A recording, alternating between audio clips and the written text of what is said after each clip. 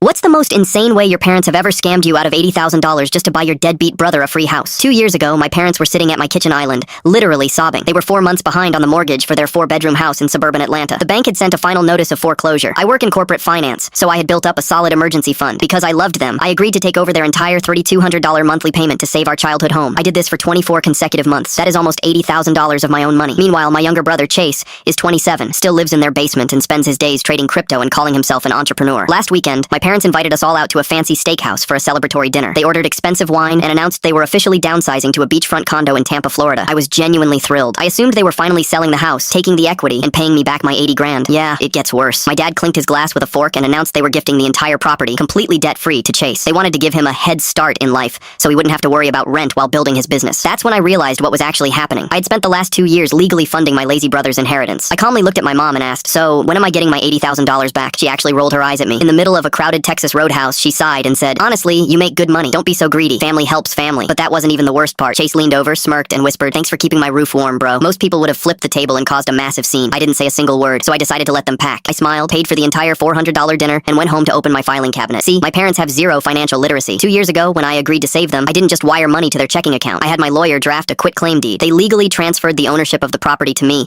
in exchange for paying off the defaulted debt. They signed it without even reading it. The house wasn't theirs to give away. It was legally 100% mine. I waited 3 weeks until my parents' flight landed in Florida for good. Yesterday morning, Chase pulled into the driveway with a U-Haul full of brand new furniture he bought on credit for his new bachelor pad. Instead of his free house, he was greeted by a freshly changed smart lock, a massive pending sale sign on the front lawn, and a legal notice of eviction taped to the front door. Last I heard, his crypto portfolio tanked, and he's currently sleeping on his friend's couch.